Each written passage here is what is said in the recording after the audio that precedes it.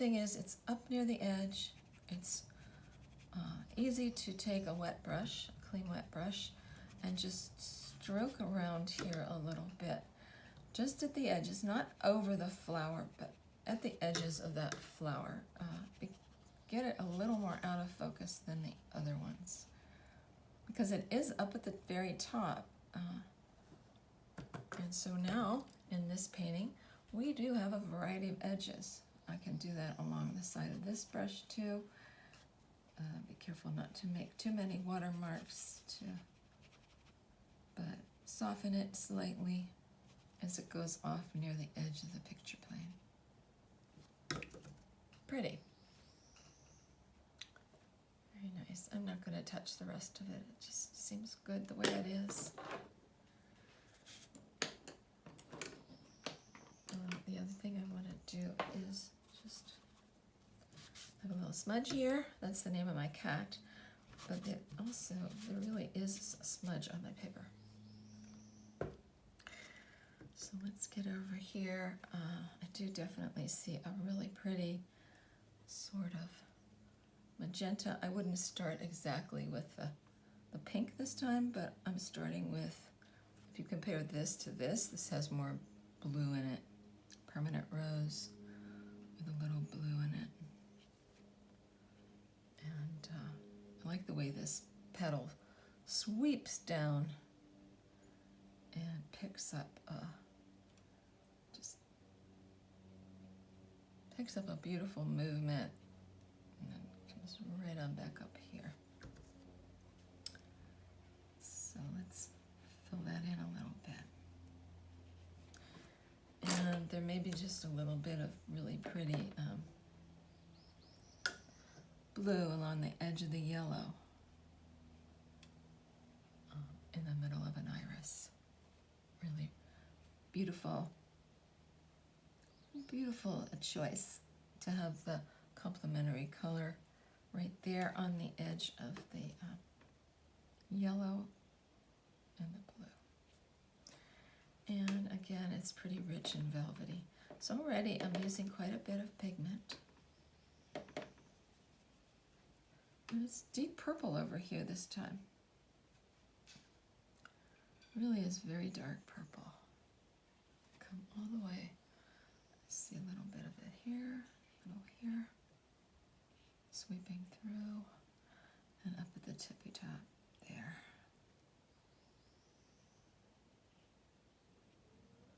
And I don't really want to come back to this and glaze it. I mean, I could, but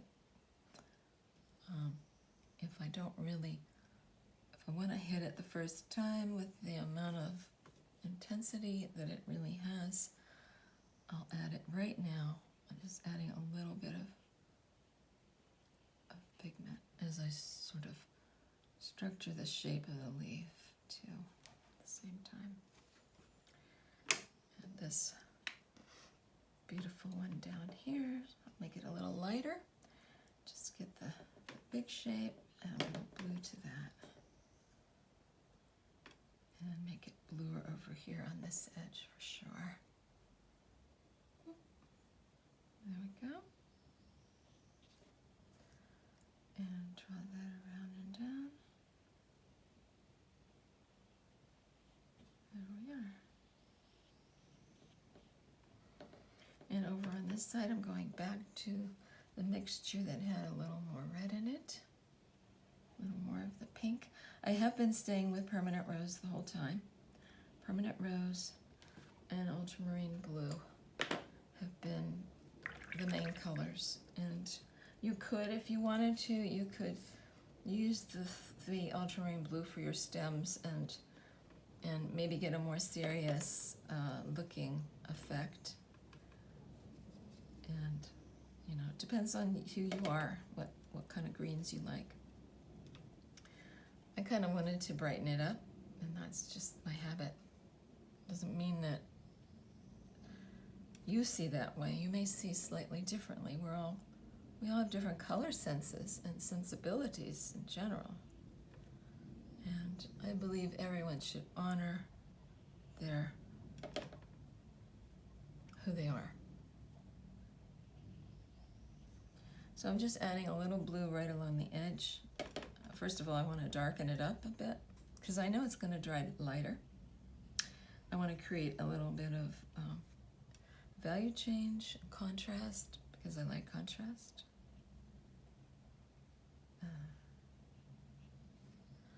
Yeah, if you wanted to make these little edgy things going on, you could do that on the edges of these beautiful petals.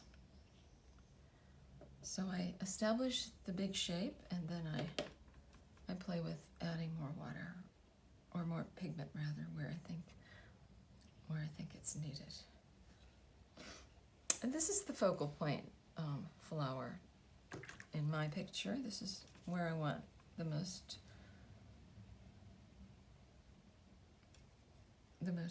intensity to be. So it is already quite strong and dark over here.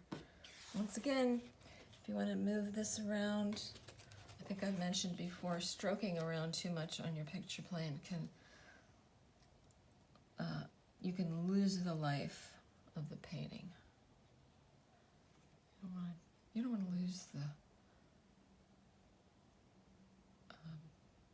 character of the painting, and so don't overpaint. Don't do too many strokes. Do as few strokes as possible. Just thought I'd repeat that.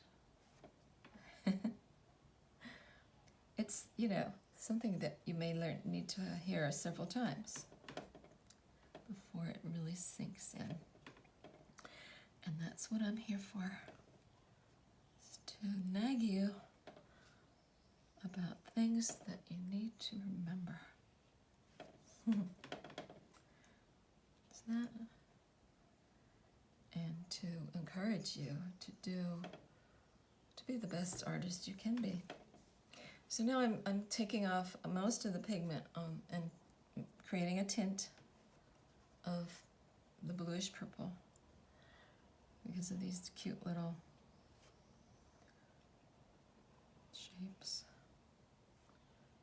And there's another one up here. So I have very little pigment on my brush right now, mostly water.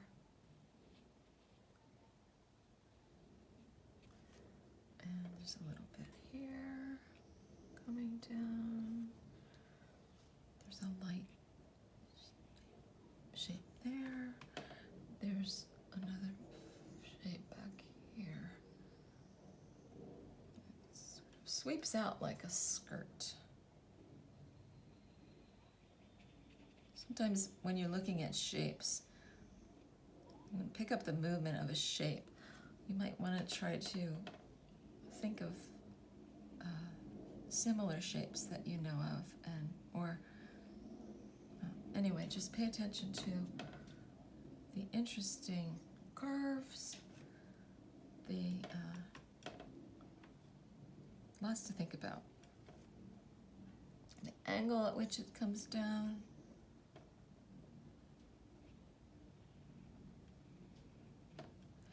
And then the stem, back to yellow and green. Yellowish up here, always more yellow. And as we get down below that petal, we start going more blue, in other words, darker green. And right here, I'm going in front of the back rim, and I'm going behind the front rim. And I see just a little shadowy feeling in that green right there. So next thing I'm doing is grabbing a little bit of red and shadowy, making a bit of a shadowy green, because that's what I see. And also this stem is not lined up exactly.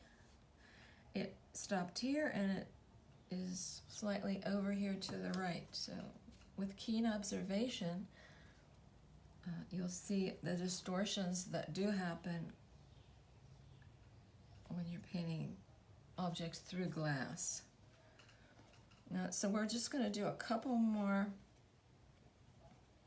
of these leaves that are in here, and then I'm going to stop the video and do the glass in part 2, so stay tuned for that. So here's a few more leaves that come down to the edge of the rim that has a little bit of blue on it. I don't want too much water on my brush when I'm adding pigment, or it'll cover up the original yellow.